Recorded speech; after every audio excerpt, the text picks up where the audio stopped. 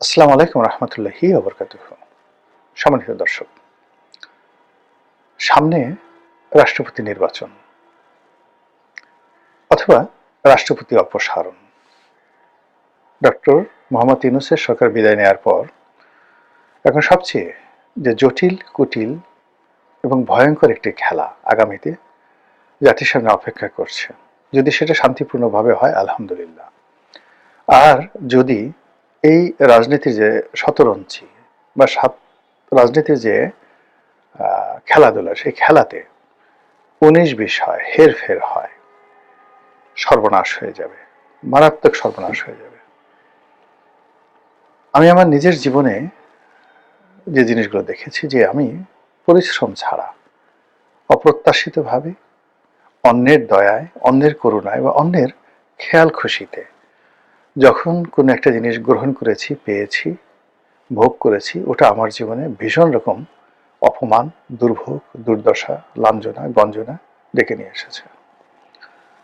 আমি যখন আমার নিজের পরিশ্রম লব্ধ কোনো কাজ করেছি, বা আমার একটা সার্কেল আছে, জীবনের একটা রোড ম্যাপ আছে, যেটা পরিণত বয়সে প্রতিটা মানুষ বুঝতে পারে যে তার পক্ষে কোন কাজটি করা শোভনীয়, কোন কাজটি করা অশোভনীয়। চোর কখনো রাতারাতি যদি ভালো কাজ করতে যায় ধরা খাবে। ও চুরির মধ্যেই হয়তো ওর জীবনের একটা সার্কেল রেখে দেওয়া হয়েছে। ও হঠাৎ অলি আল্লাহ হতে চাইলে, মসজিদ থেকে নামাজ পড়তে চাইলে, ওই দিন সে জুতা চুরি করে না, কিন্তু লোকজন তাকে জুতো চুরির জন্য মারধর করবে। আবার কোন একজন অলি আল্লাহ, গাউস কুতুব, পীর মাশায়েখ, সে হয়তো একদিনের জন্য যে কোনো একটা লাউ চুরি করে বসলো, সে এমন শাস্তি পাবে যেটা কল্পনা করার মতো নয়। যে মানুষ দাতা, অন্যকে দেয়, সে মানুষ যদি কোনো কারণে অন্যের একটা জিনিসের প্রতি লোভ হলো, যে উইস, এই লোকটা যদি আমাকে সেটা দিত, এবং সেই লোকটা তাকে সেটা দিল, সে চেয়ে নিল বা চাইলো না, এমনি দিল, দেখবেন যে তার সেই দাতা যে গুণাবলীটা, সেটা আল্লাহ উঠিয়ে নিয়ে যাবেন। সে আর দাতা থাকতে পারবে না, গহিদা হয়ে যাবে। ভোগী, যে মানুষ মানুষকে খাওয়ায়, শুধু মানুষকে খাওয়ায়, সে যদি কোনো কারণে অন্য মানুষটা খেতে পছন্দ করে বা বাধ্য হয়, বা অন্য মানুষটা খেতে যায়, তার সে সম্মানটা আর থাকে না। তো আমার এই নিজের জীবন দিয়ে আমি এটা জিনিস বললাম, যে আমার জীবনে সব ক্ষেত্রেই পরিশ্রম, সম্মান, মর্যাদা, যা কিছু যতটুকু আমার অর্জন, প্রত্যেকটার পিছনে আল্লাহর দয়া, করুণার সঙ্গে সঙ্গে আমাকে আল্লাহ মেহনত করার সুযোগ দিয়েছেন। কারো দয়া, করুণা, কোনো মানুষের সাহায্য জন্য আমাকে কোনোদিন আমার শৈশব থেকে এই পর্যন্ত কোথাও যেতে হয়নি। আমাকে আল্লাহ সবকিছু এমনি এমনি দিয়েছেন, পরিশ্রম এবং তার দয়া। কিন্তু মানুষের দয়া, করুণার জন্য যেতে হয়নি।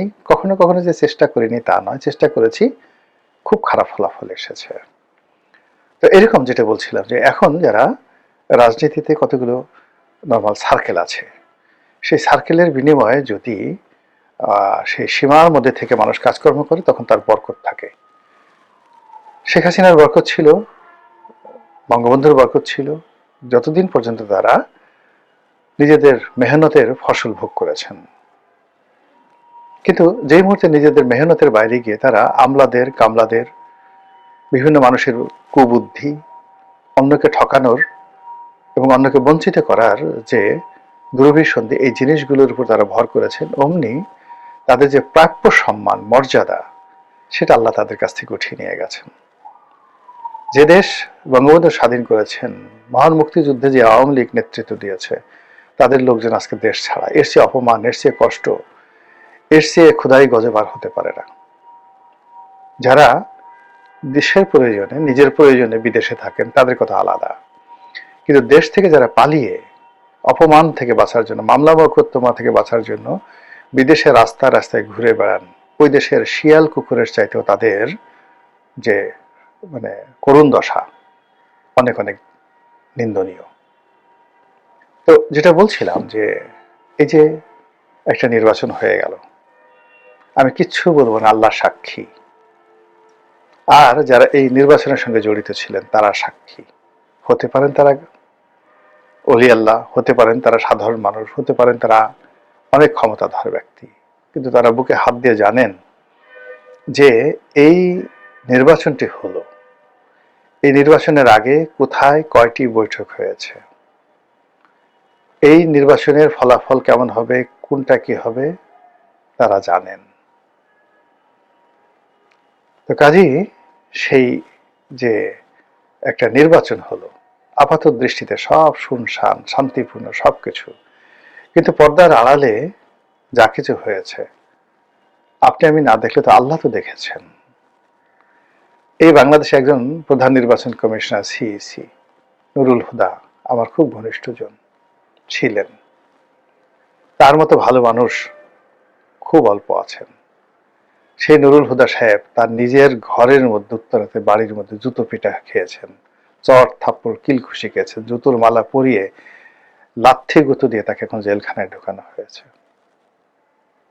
হাবিবুল আওয়াল আমার ডিপার্টমেন্টের বড় ভাই, ল ডিপার্টমেন্টের, অনেস্ট কাকে বলে, সততা কাকে বলে, 2024 নির্বাচনের জন্য তিনি যেভাবে নিন্দিত হয়েছেন, যেভাবে তিনি নুরুল হুদার ঘটনার পরে মব আতঙ্কে অস্থির হয়ে পড়েছিলেন, পুলিশ ডেকে তারপর তিনি আত্মসমর্পণ করে জেলখানায় ঢুকে এখন প্রাণ বাঁচাচ্ছেন।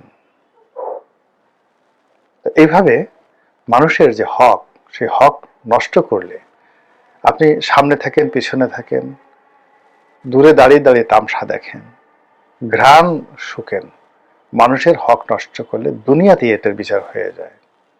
কেউ রক্ষা পায়নি। স্বাধীনতার পর থেকে আজ অবধি বঙ্গবন্ধু রক্ষা পেয়েছেন?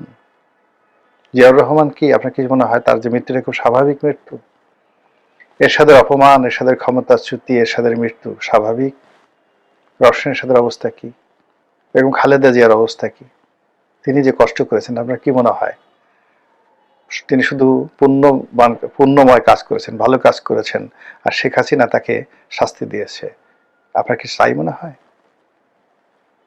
এর মধ্যে কি কোনো প্রকৃতির লীলা খেলা নেই? 17 বছর তারেক রহমান সাহেব দেশের বাইরে কাটিয়ে আসলেন। তিনি যে 17 বছর অপমানজনক একটা জীবনযাপন করেছেন, কিংবা একাগারের সময় তার সঙ্গে যে আচরণ করা হয়েছে, এটা কি আল্লাহর জমিনে এমনি এমনি কোনো ঘটনা ঘটে? বলেন তো।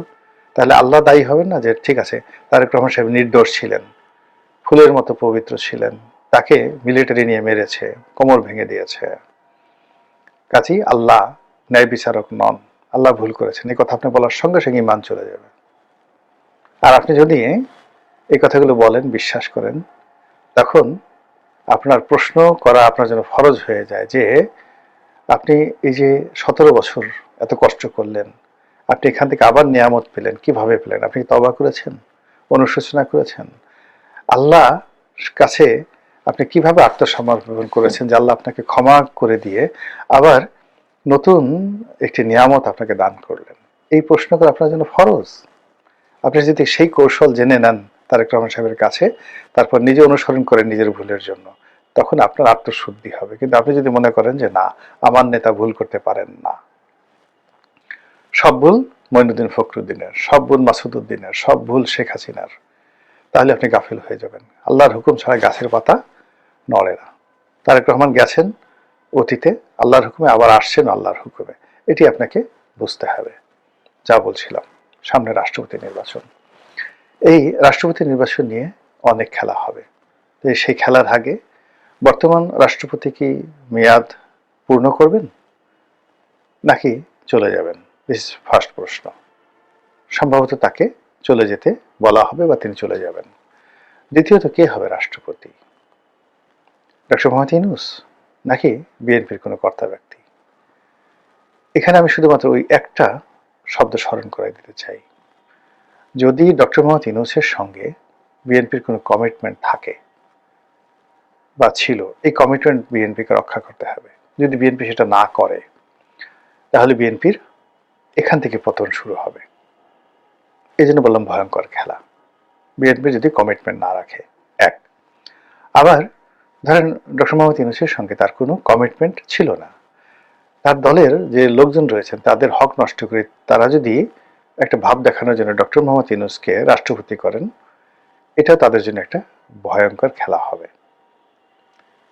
3 নম্বর হলো যে হা না ভোট, সংবিধান সংশোধন এবং জুলাই সনদ, এগুলোতে যেই বিষয়গুলোতে তারা নোট অফ ডিসেন্ট দিয়েছেন, সেইগুলো ছাড়া যেগুলোতে অ্যাগ্রি করেছেন, সেই অ্যাগ্রির বিষয়গুলো তাদেরকে অক্ষরে অক্ষরে পালন করতে হবে।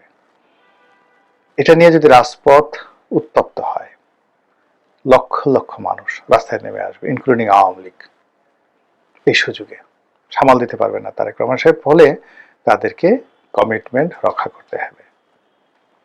এখন সেই হানা ভোট নিয়ে, উচ্চ কক্ষ নিয়ে, সংবিধান সংশোধন নিয়ে অনেকেই উল্টো উল্টা কথাবার্তা বলছেন। এটা ঠিক হচ্ছে না। এই কথাগুলো তাদের আগে বলা উচিত ছিল। তারা আমি আগেও টকশোতে কথাগুলো বলেছি যে বিএনপি খুব ধৈর্য ধারণ করছে। তারা বলছে আগে বিয়েটা হোক না, হাঙ্গাটা হয়ে যাক, তারপর দেখা যাবে। এখন ক্ষমতা লাভ করা হয়ে গেছে। এখন তারা যদি অতীতে শেখ হাসিনার মতো তাড়াহুড়ো করে কোর্টের রায় নিয়ে তত্ত্বাবধায়ক সরকারের মানে পদ্ধতিটা বাতিল করে দেওয়ার মতো এইবারও এই জুলাই সনদের সবকিছু তারা বাদ দিয়ে দেন, বিশ্বাস করেন, মুহূর্তের মধ্যে বারুদের মতো রাজপথ উত্তপ্ত হয়ে পড়বে। মুহূর্তের মধ্যে রাজপথ। এই যে এখন আমরা ঠাট্টা করছি, এই রাজুতে আয়, হাসনাত সার্জিসদেরকে নিয়ে আমরা ঠাট্টা করছি, এখন তাদের কথা মতো রাজুতে কেউ আসছে না। বিশ্বাস করেন, বিএনপি যদি তাদের অঙ্গীকার রক্ষা না করে আবার রাজুতে আয়, সবাই রাজুতে চলে আসবে, সবাই রাজুতে চলে আসবে। আমাদের এই দেশ মানে পরিবর্তন হতে খুব দেরি লাগে না। আর যদি বিএনপি তাদের অঙ্গীকার রক্ষা করে অক্ষরে অক্ষরে সব পালন করেন, তাহলে প্রধানমন্ত্রীর ক্ষমতা কার্টেল হয়ে যাবে, রাষ্ট্রপতি খুবই গুরুত্বপূর্ণ ব্যক্তি হয়ে পড়বে। বিএনপির সাথে যদি ডক্টর ইউনূসকে রাষ্ট্রপতি বানানোর কমিটমেন্ট থাকে আর রাষ্ট্রপতির সেই ক্ষমতা ডক্টর মোহাম্মদ ইউনূসের হাতে থাকে, শেষ দিন পর্যন্ত তারেক রহমান বিপদ বিপত্তির মধ্যে থাকবেন। আবার যদি কমিটমেন্ট বন্ধ করে তিনি যদি তার নিজের পছন্দের মতো লোককে, তার স্ত্রীকে রাষ্ট্রপতি বানান এই জুলাই সনদের অধীনে, তাহলে ওই যে কমিটমেন্ট রক্ষা না করার কারণে ক্ষুধার গজব তার চারিদিকে ঘুরতে থাকবে। তাহলে বুঝতে পারেন যে রাষ্ট্রপতি নির্বাচন নিয়ে, তারপর জুলাই সনদ পাশ করা নিয়ে কি হতে যাচ্ছে, কি হচ্ছে। আমরা যা কিছু দেখছি এটাই প্রথম এবং শেষ খেলা নয়। তারেক রহমান সাহেব জাতির উদ্দেশ্যে ভাষণ দিচ্ছেন, প্রধানমন্ত্রী হয়েছেন, প্রধানমন্ত্রী তারেক রহমান রাস্তাঘাটে চলাফেরা করছেন সাধারণের মতো। It's not the last scenario, maybe আরো অনেক কিছু অপেক্ষা করছে। এজন্য ইমান ঠিক রাখা লাগবে, একিন ঠিক রাখা লাগবে, কমিটমেন্ট ঠিক রাখা লাগবে, লোভ লালসা মুক্ত হতে হবে। এবং সেই কাজটি তারা যদি করতে পারেন, অবশ্যই আমরা সবাই খুশি হব। এর কারণ হলো তারেক রহমান সাহেব সফল হলে আমরাও সফল হব, আর তিনি ব্যর্থ হলে আমরাও ব্যর্থ হব। মহান আল্লাহ আমাদের সবাইকে হেদায়েত দান করুন এবং হেফাজত করুন। আসসালামু আলাইকুম ওয়া রাহমাতুল্লাহি ওয়া বারাকাতুহু।